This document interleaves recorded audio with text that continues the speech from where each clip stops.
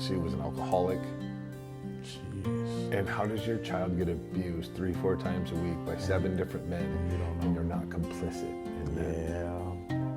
Speaking on who I was, who I am, and what I will become. Conversations of redemption.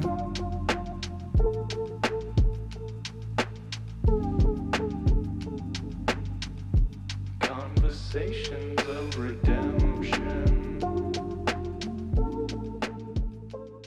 Ah, the Windy City. Chicago is a city that teaches you how to endure. It doesn't ask if you're ready. It doesn't slow down for your pain. It teaches you early that survival means adapting fast. This is a city of systems, neighborhoods, institutions, churches, rules, spoken and unspoken. And if you grow up here, you learn early and quickly what's expected of you. Be strong, be useful, be quiet about what doesn't fit the image. Chicago doesn't just shape behavior, it shapes identity. Robert's story belongs here because his life was shaped inside those expectations. He didn't grow up with space to question what was happening to him.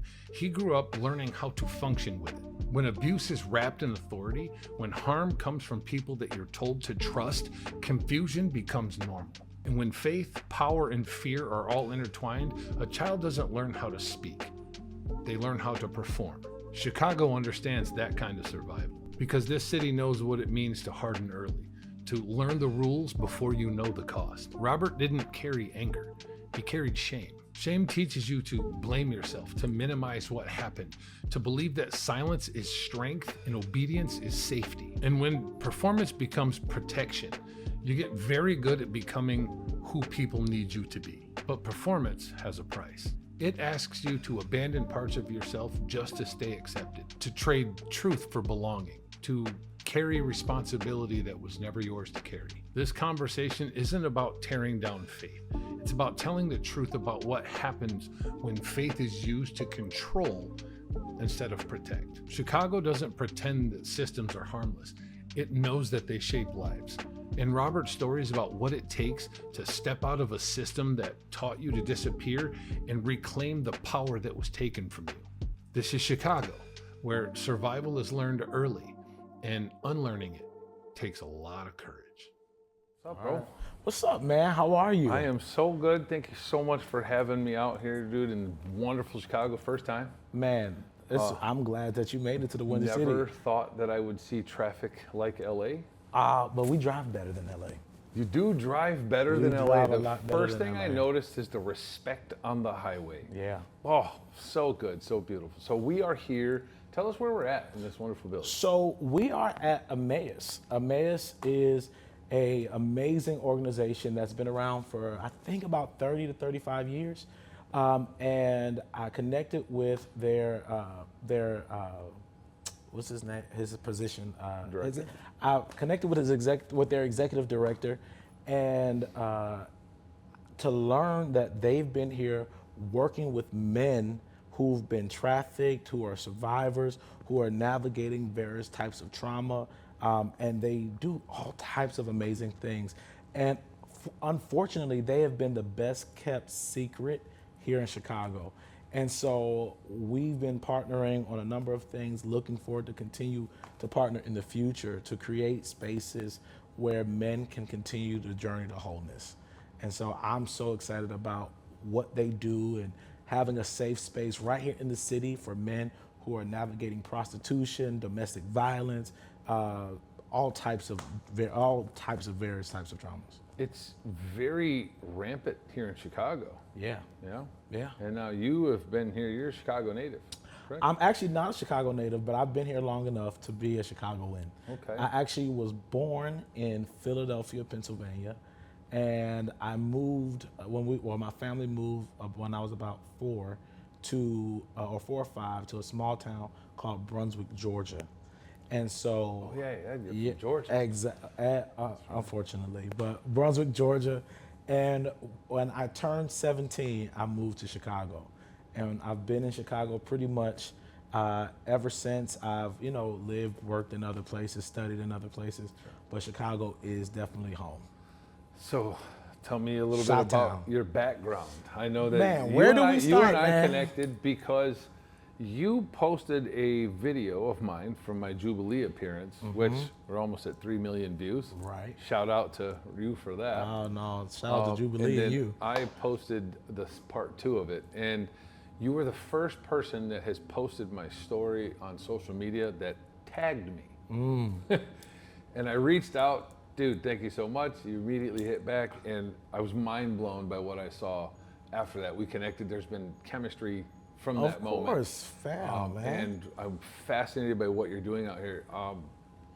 Let's dive into your story a little bit. Man, okay. Because it's so profound. Wow. And what I'm doing here on the Conversations of Redemption is trying to put on display how having these kinds of conversations right here is both healing, cathartic, but inspiring Yeah. for other people. Let's dive into your story a little bit. Man, where do we start? Start at the beginning. At the age of 1. No. Right. But no, man. I was born in Georgia. Grew up in a small town, Brunswick, Georgia, and it was rough, man. And if I'm honest, man, it still bothers me to this day.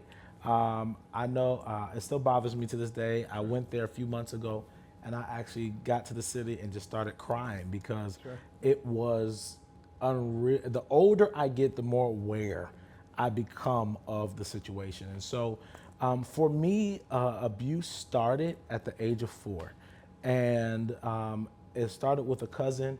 And from there, from the age of 4 to about 19, I've had over 9 sexual abusers in my life. I've had, and the majority of them being respected individuals. So pastors, politicians, principals, educators, with the majority of them being preachers. The thing that set the preachers apart a little bit was it evolved into urban trafficking, where one person started abusing me when I was in 5th grade, and would tell somebody else, and then they would invite me to, and then that would happen there, and they knew somebody else. Because this is back before social media existed. Exactly. And so these were when pedophile rings were.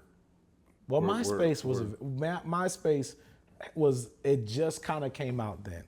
And so, but 2 and 2 wasn't adding up, at that time, and I didn't realize what it was until I got older. I didn't have language for it. Sure. And so that started, I grew up in a faith space where I say faith, where sexuality, sensuality, and spirituality were kind of like mixed together.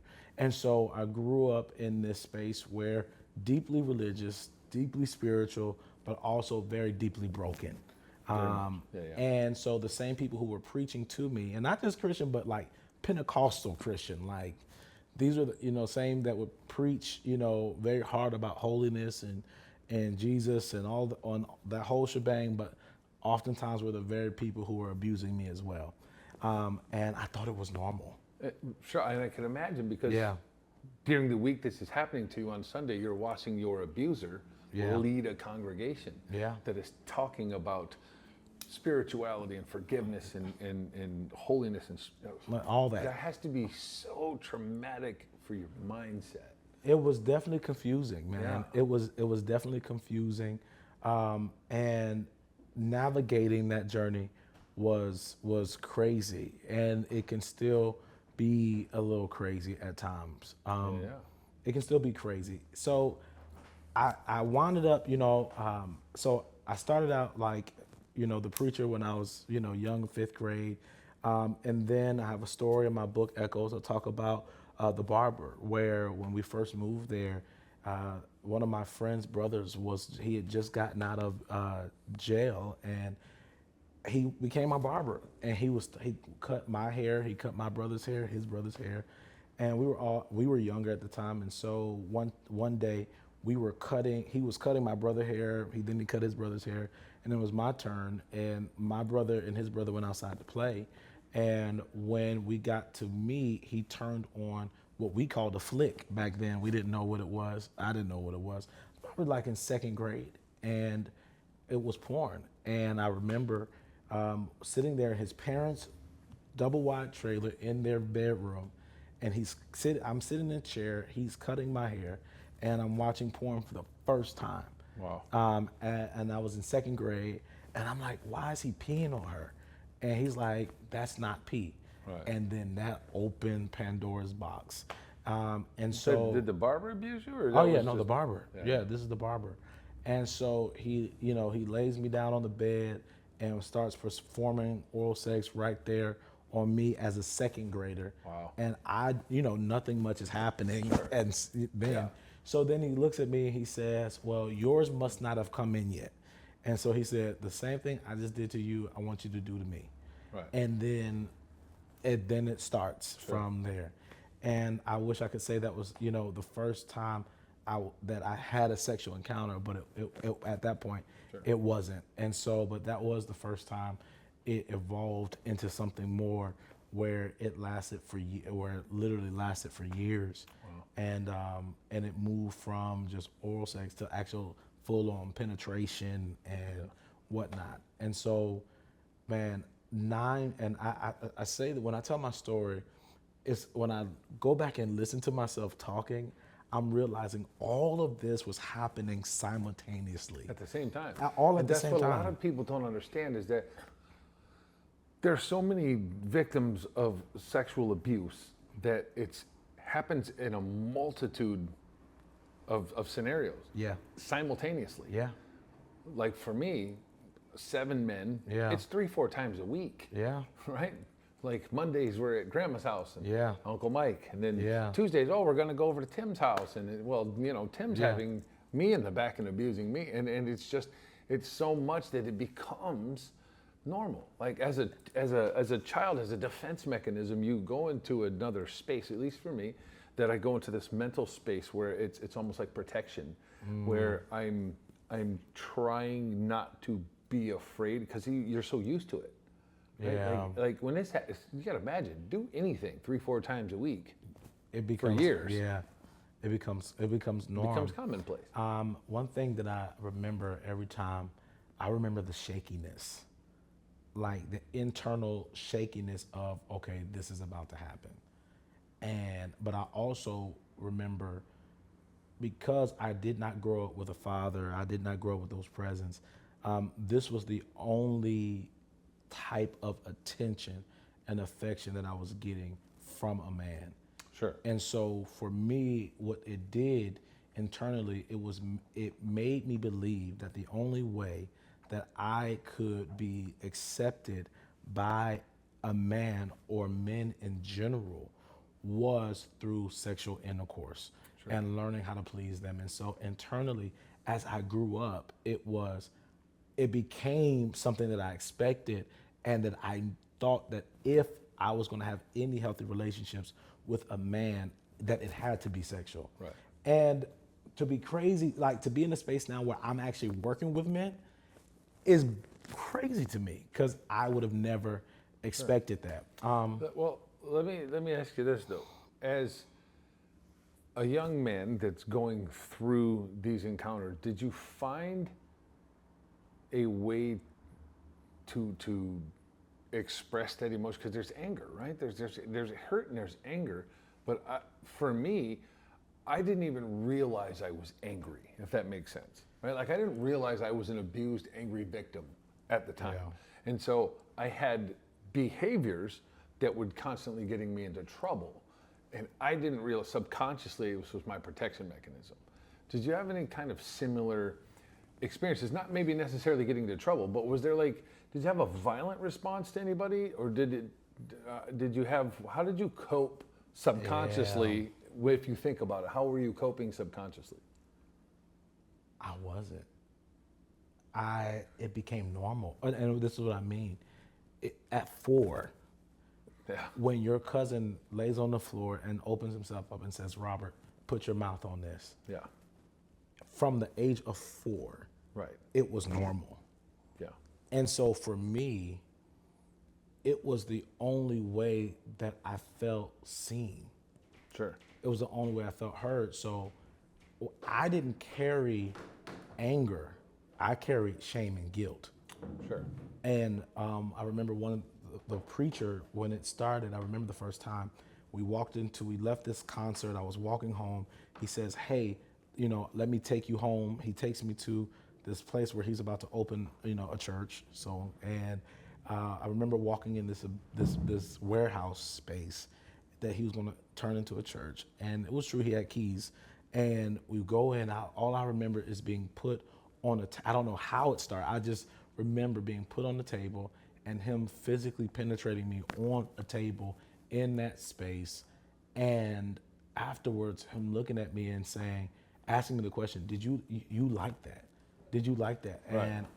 And I'm like, I don't, Right, I because don't you can't know. say no, And right? Because you're afraid. and I'm like, and he says to me, "Well," he says, "something is wrong with you, and you have a spirit of perversion, homosexuality, that whole thing." And he says to me, "You need to go pray and ask God to deliver you and to take the residue away from you." But that was in 5th grade. It's So that I grew up carrying the weight of shame. Yeah, and I guess that's And what guilt. I'm trying to get to is, how did you not be such an angry young man dealing with that? Because this has to have such a psychological effect on your mind that you have to get this out somehow. And generally, in my experience, it comes out in a subconscious form of either self-harm, drugs, addictions of some sort to something. Have you found that there was like a coping mechanism of some sort that you did? Because it might not have been anger, but there was shame, sure. Yeah. There's shame, there's guilt, there's fear, there's and anger. I talk about this, like really bad issue that I had with porn. Porn became a part of That's it. one of them, sure. But as it relates, my outlet, I became a people pleaser. Sure. Like, 100%. like, 100%. and I became a performer. So learning how to perform and learning, my abusers taught me secrecy. And so I needed to perform. And the only way, for me, it became, unfortunately, validation. It Yeah. became, Yeah. and also to a point, it became where I thought that I honestly was in control. Right. You think you're controlling the narrative. I had the same experience because I perform. If I make you happy and you're smiling, you won't abuse me, right? You'll But just be mine nice. was the You won't opposite. be angry. Mine was, if I do it right, I'll make you want me. I'll make you love me. And love, in your mind, was sex. Yeah. Exactly. Wow. So And so you almost subconsciously were enticing your abuser to abuse you for that validation and acceptance because you thought that's what love is. So That's the expression of love, Yeah. and this is what I'm supposed to do. yeah, and so and God, I'm so sorry for you, yeah, bro. Like, ugh. So, and when it came to enticing, it was like I took on a role and an identity in that space where what was developed in me was this, and I will even say alter ego, Sure. where it was developed where I remember internally at 7, 8, 9, 10 years old saying, "I'm gonna make you love me." Right. And so learning how, whatever that meant sexually that I needed to do or learn or perform or however I need to perform, that was it. And I took on the identity of, I'd even call myself like then a hoe. I took on that identity. Yeah. Growing up, Because it made you feel in control. it made me feel seen, heard, Right. because I didn't have interaction with men in any other way. Yeah. Besides being sexual, I was a chubby kid. I wasn't popular. I was bullied growing up, and so the only way a man would have any level of interaction with me was based upon what I could do for him. And so going into your teenage years and as a young man, as you start to develop and grow, which for the record, I'm so proud of you, Thanks, man. but B, I'm just shocked that you never ended up in jail. Right? Like, Yeah. us as abuse victims to that level, we are such a statistic. I think. And we always end up in jail. And Let me somehow, tell you, I had a woman, and it brings me to tears. I had a community, several women that were there, and they were amazing, praying women who saw me. And I remember my godmother, her name is Janice Hatcher, and I remember, and I didn't understand why, but I remember at the age of like 14 or 15, she legit, and I don't know how it happened, she got my mother to, I don't know how it happened, maybe I was 13, 14, 15. She got my mother to allow me to move out of my mother's house into hers. wow, Because she had eyes to see sure, that something was happening. something's going on. And if it wasn't for her, and I still have a relationship with her to this day, if it wasn't for her, I wouldn't be sitting here. I really wouldn't. What's her name? Her name is Janice Hatcher. Shout out to Janice Hasser. You're such a lifesaver. Yeah, Good on you, hero. She, man, she says to me all the time, your mother birthed you, but you're mine. I have a quite similar situation, actually. And that's something that I'd like to get into a little bit, is your mother. I'm coming to terms literally in the last 5 days, Yeah. 7 to 10 days maybe now that I've started to engage in this work of human trafficking and child trafficking specifically and sexual abuse. There's no way my mother didn't know this was happening. Man. And You now got me I'm in coming tears to now. terms, did my mother traffic me? Either consciously or subconsciously. I had this amazing conversation for about 45 minutes with this lady, Seek Smith, who runs the Mom and Dad Army. And she said, the first thing I saw when I started to watch your content was, this is a trafficking situation. And I've had such a crazy relationship with That's my mother crazy. because I don't hold my mother accountable for my abuse. But 7 men, 3-4 times a week, and you knew about the abuse when I was 3, and you didn't get my uncle arrested or shoot him in the face, or you got a mental health counseling, and I wasn't allowed upstairs anymore. And looking at the circumstances in a totality, my mother was a drug dealer, she was a drug addict, she was an alcoholic. Jeez. And how does your child get abused 3-4 times a week by 7 different men, and you don't know. and you're not complicit in that, Yeah. right? And so, have you had that type of conversation with your mother, or if not, how do you feel? How do you think about the situation as it regards to your mother? Yeah, man, it's an interesting thing. So I'll start off like this. I think one of the reasons, and I have to, because this is still a very new, sensitive conversation for me. Sure. Because me personally, I don't blame my mother Sure. for the abuse. I know for me, I know that my mother loves me. I know, but I realized that my mother has her own story. Sure. And I think during that time, she was in a place where she was just navigating life herself and also trying to work and provide. And I just, back then in the South, it was just a different world. Kids. Especially for a black woman. Like, yeah, right? I remember us as kids, we ride our bikes, be gone all day, come back before the street light, and it was a wrap. So as it relates to, I know even when I started telling my story, my mom, her response was surprised.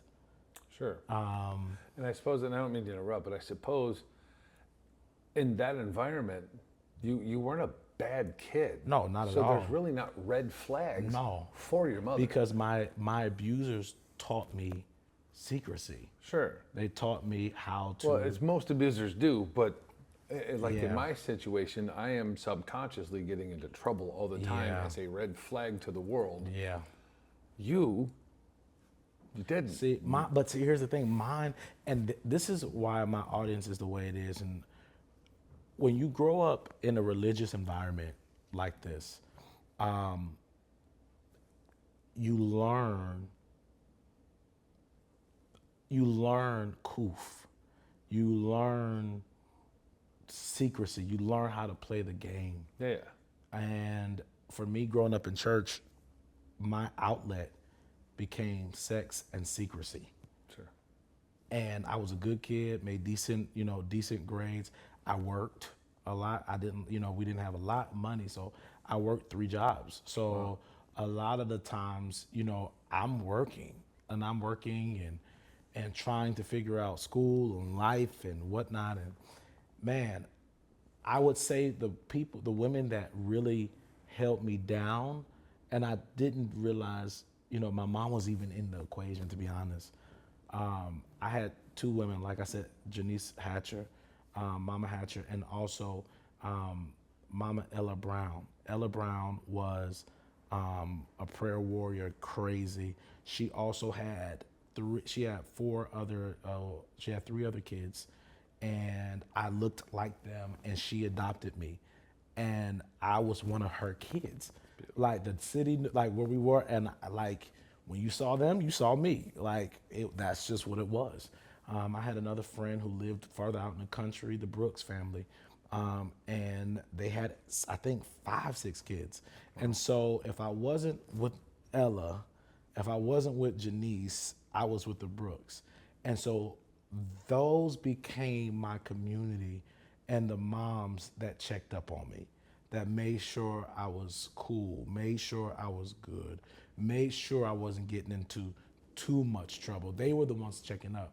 My mom's approach to parenting was very different. And her approach to parenting was, I'm gonna treat you like an adult, or treat you like and that's how it was. And, if you ask my wife about that, she'd say something altogether different. Sure. But narratively, I never blamed her. But as I've gotten older, I realized as a parent, I do ask myself, how did you not? Yeah. I have to be honest, Yeah. to see your kid, me having 3 kids now myself, I'm like, I notice the slightest mood difference. I notice You know if they have a headache. when they're hiding something. I know Right. when We're aware. And I will admit, I became very sneaky. I did, because I was taught that. Sure. I was taught that. But at the same time, there is an element of how'd you from 4 Yeah. to 19? And so as I got older, I realized also, and even and so from 4 to 19, but there's also a relationship that I was in that I never thought was abuse. I never looked at it. When I was 13, I got in a relationship with a educator / preacher woman who was 23 and I was 13. Sexual relationship. Sexual boyfriend, girlfriend. Oh, wow. And my family knew about it Wow. and was fine with it. And was okay with that. And yeah. Wow. And now that, Wow. but I never, and I'm gonna be clear, I never looked at it as abuse, because when she was the reason why I moved to Chicago, she was one of the people that helped, She's not your wife, is she? No, she's not. No, she's not. She's not. But, when I moved to Chicago, going to school, I went to her alma mater. I was 13. She had already been to college, came back. So she's 23. Right. So she had already been to school, came back, doing her thing. And I'm looking now and I'm like, and here's the thing, growing up the way I did, my mother raised me as an adult, I was treated as an adult. So looking back, I'm looking at a 13-year-old kid. I'm like, how in the hell Right. Like, I had a sibling. I had a 19-year-old girlfriend when I was 13, man, and it was a full-on relationship. same here. But I mean, at 13, we're different, right? Because of the abuse we went through, we're young adults at that point. 13, I've got a full-on mustache. I'm 6'4", 6'5", Man. drinking, drugs, sex, relationships, cars. At 13, I look at 13-year-olds now. I look at my kids. I'm like, I'm like, what? You know what? Part of like, so she started at 13, but the relationship lasted from 13 to like I was 17.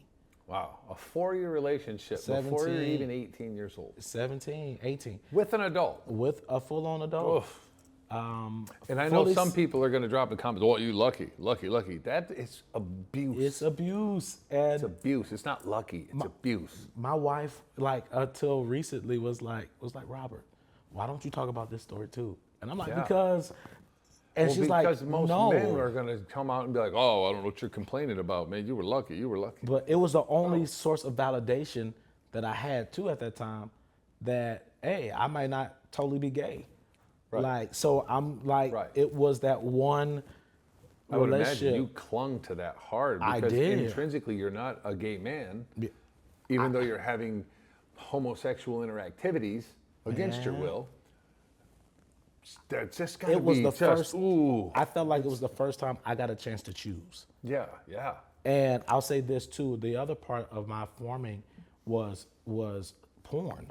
So growing up, remember my introduction to porn, second grade, sitting in the barbershop, chair, yeah. the barber, and I don't mean to get too whatever, but the barber at that time, you know, he was a country thug. He had gold teeth, been in jail.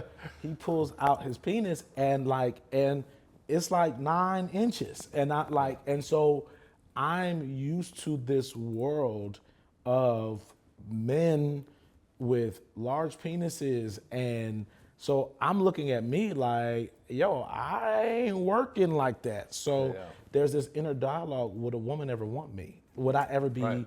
well, you know, and this is the stuff men do not talk about.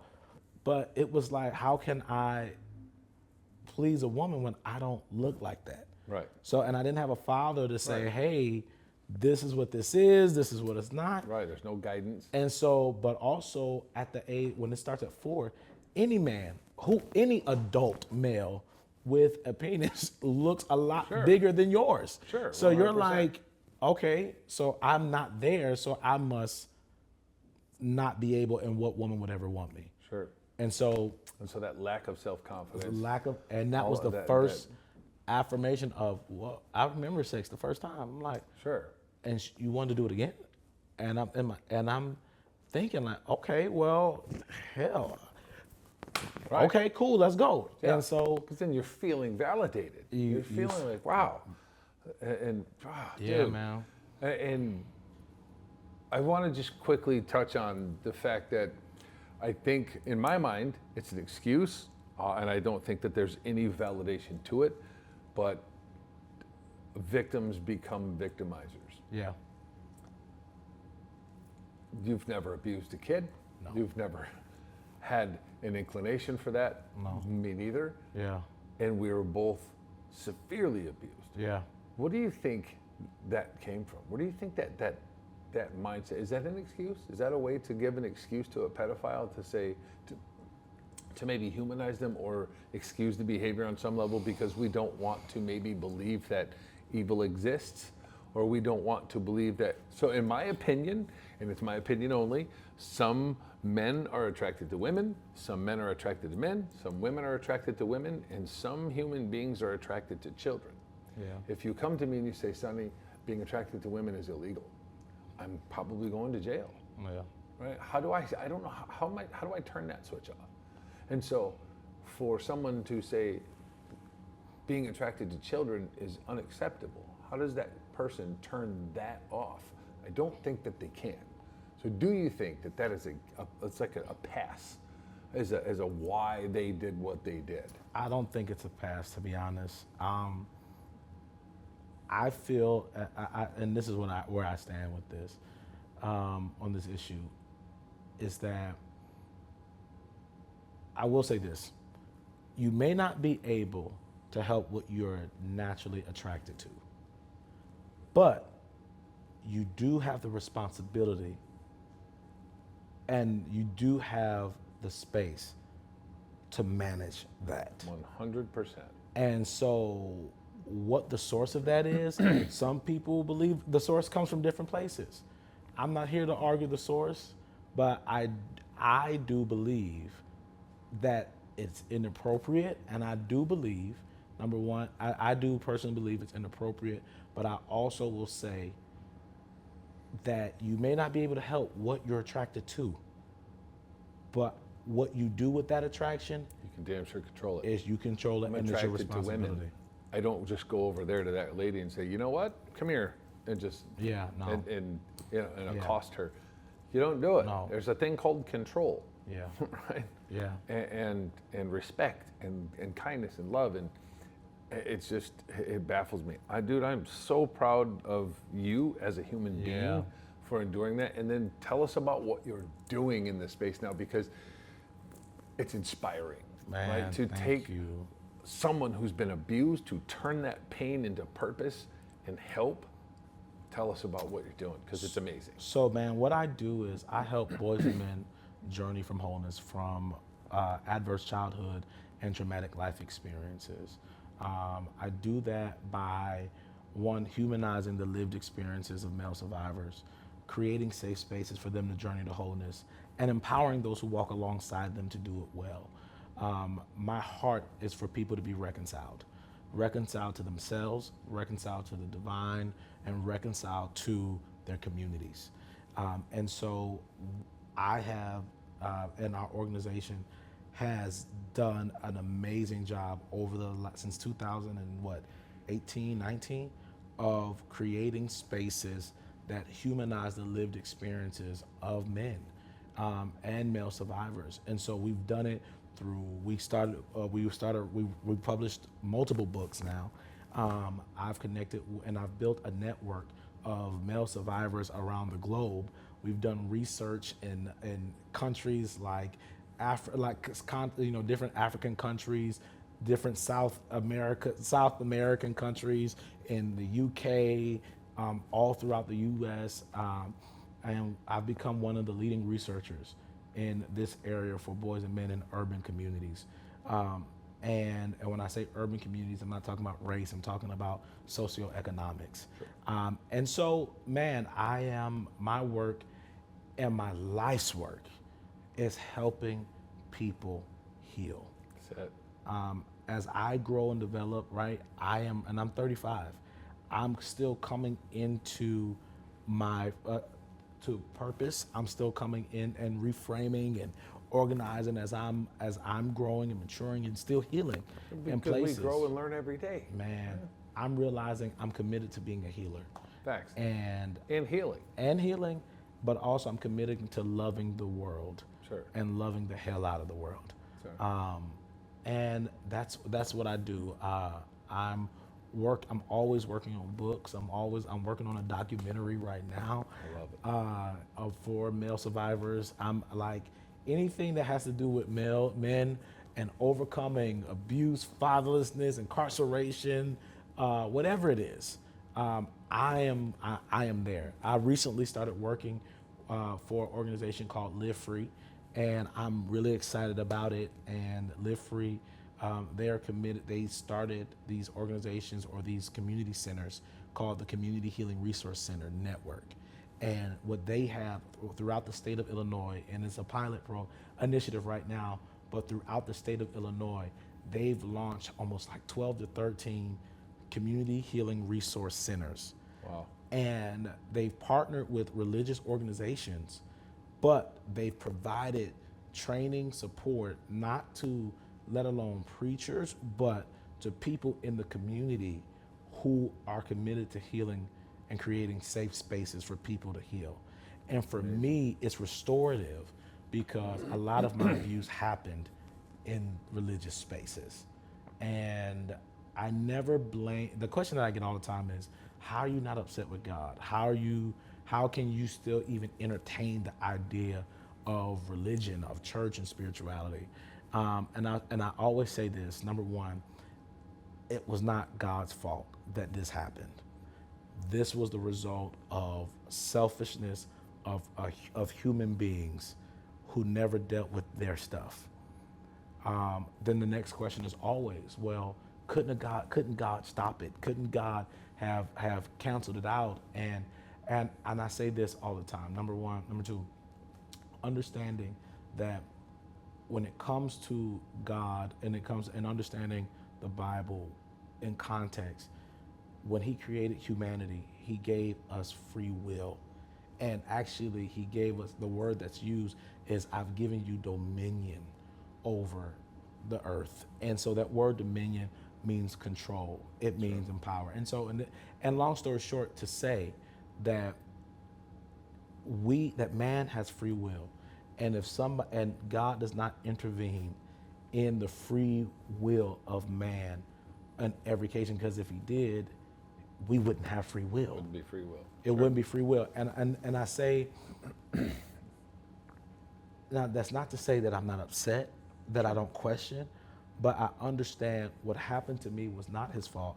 But there's so many more supporting scriptures that speak to, Well, aside Man. from that, the person that you are right now, Yeah. Marcus Aurelius is one of my favorite Stoic authors. And he said everything that goes into the fire becomes fuel for the fire. of course. Which is to say everything that we have been through makes us who we are. Yeah. Had you not had those experiences, Robert Marshall wouldn't be Robert Marshall, Yeah. who is now currently saving so many lives, making so many connections, and doing so much healing. Yeah. So if you're of the Christian faith and you walk that path, God had a plan, right? Did God not have a purpose? So I'm not. So some people believe that.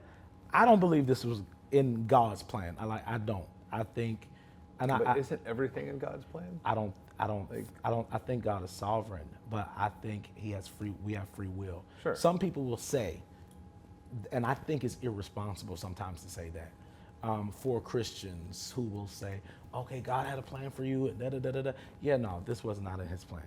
Sure. This was the selfishness of humanity. Sure. Who have free will. Now, he has there are redemptive measures. And I think there's a lot of scripture that points to the God who walks alongside you, who is more concerned about your healing. Scriptural text that says it's better for you, or like if you abuse a child, it's better for you to have a millstone tied around your neck and to be sunken in the bottom of the ocean. Sure. Like those type of scriptures that talk about justice and fighting along the broken, the poor, the oppressed, and being committed to the widow and the orphan. So anyway, in context, but Yeah. what I will say is this, I don't just do this work with like in faith spaces. Actually, I typically don't. Sure. We go to the places God doesn't exist. I go to the places where people are human. Sure. And people want to be honest and real and true. And who I am today is because I don't want to live in the shadows. Yeah. And I don't want people to have to live in the shadows. And you shouldn't, because this isn't something you asked for. And so it's not Hell something no. you should be right. This isn't something you should be ashamed of. Yeah. Because you didn't ask for it and you didn't do anything wrong. Yeah. You didn't deserve it. So you should not walk around existing in shame. No, no, and I won't. And I won't. And That's right. I wrote a book called Shame is a Liar. And when you realize that you're carrying a shame that didn't belong to you, and bro, one of the biggest things that helped me, even in this journey of who I'm becoming, was I realized I never had the chance to choose. Yeah. My power of choice was stripped from me. Yeah. And I lived into narratives of other men and I lived into their narrative for me, which was a reflection of the narratives of themselves. So part of this is me taking my power back and choosing who I want to be, choosing what it means to be manly, choosing what it means to be a man or who I am, however you identify. Like, I'm taking that power back. And so part of the redemptive work that I'm doing with survivors is to say, yo, like, you don't have to, like, that's not yours to carry. I think that's what I get the most joy out of, is seeing that light bulb. And men, when I tell them like, yo, that wasn't your fault. Yeah. And for me, that was the biggest, and sometimes it still is the biggest hurdle to get over, is realizing that it wasn't my fault. But also, when I tell my story, or any man tells your story, you don't have to justify or explain Ever. to people why this happened and why it is abuse and why you have a problem with it. So many men, we are told to be quiet, shut up, shut down. You shouldn't say anything. You're gonna look weak. You're gonna look gay. You're gonna be looked, man, screw you, right? My whole approach to that is, why do I care so much what another man thinks of me? When you get past that hurdle, Man, the door's open. I don't care if you think, dude, I don't care if you think I'm weak. What are you doing for me? Like, I don't care that you. you know the other side of think that. away, bro. The other side of that, I realize sometimes they want you to be quiet because your freedom is a mirror. Sometimes your freedom is intimidating to them. Sure. It's a mirror to what they can't be. Or what they choose not to be. And Facts. you're free. And Facts. when you decide to live free, it's an awareness, it's an awakening to them, Yeah. and a reminder to them of their own bondage. And you know what? Bro, found in this freedom, Man, it's the most intoxicating thing in the world. You want to talk about a drug? yeah. Bro, to walk around, and this is why I'm so passionate about trying to help people heal. Because once you get just a shot of this, you can't shut up. No. You can't stop talking about it. Your life becomes dedicated to it because, bro, what a drug, right? Happiness, Dude, freedom. To be honest, man, I've done a lot of work, and I'm gonna be honest, this makes the least amount of money out of anything I do. Facts. But and people have said, Robert, you should just focus on bigger things, and you should do this, and you could be so much further. But then when I realize, and you start to understand that at the core of almost all of our social ills in urban communities, sexual abuse is one of the core issues that nobody is talking about. Yep. Like, bro, I say this all the time. Broken boys become broken men.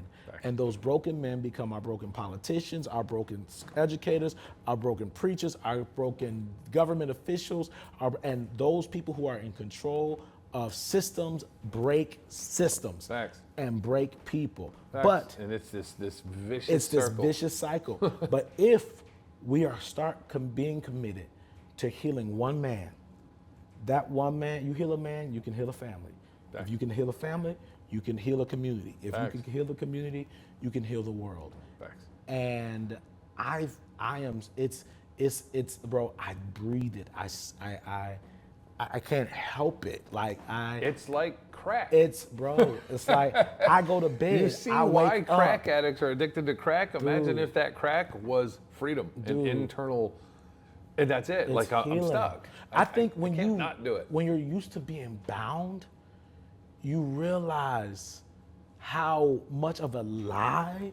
Now, if I did get angry at anything, that's what I got. That's when I became angry, realizing that this was not my fault, and realizing I did not have to carry this anymore. Oh yeah. Yeah. Now that's where you get angry. that's where I got angry. My guy, thank you so much for Man. having this conference, for bringing me to Chicago, for just, you're so inspirational, and seeing what you're doing, bro. It's such a light in this world, man. You, man. Thank You're you, out bro. here changing the world, man. Bro, we're doing it. We're doing Dude, it. Man, you're we're doing changing it. the world, dude. And we're gonna keep doing it. We're just getting started. Dude, your story's amazing.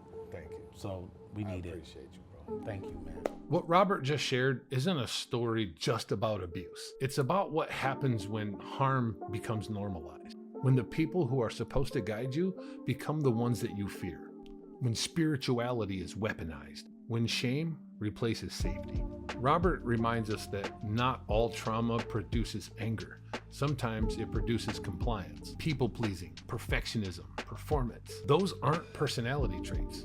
They're survival skills. And survivor skills don't disappear just because the danger is gone. One of the most powerful moments in this conversation is Robert naming that forgiveness doesn't mean forgetting, and accountability doesn't mean self-punishment. He talks about reclaiming power by taking responsibility for his healing, not for taking responsibility for what happened to him. That distinction matters because too many survivors spend their lives trying to earn absolution for something they didn't choose. Chicago teaches you how to carry weight. Robert's story teaches you how to put it down.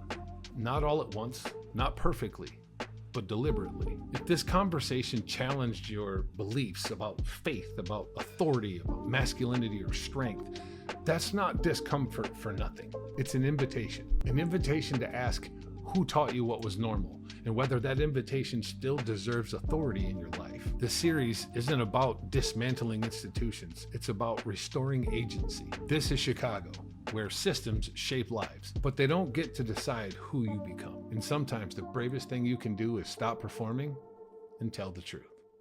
We'll see you guys on the next one.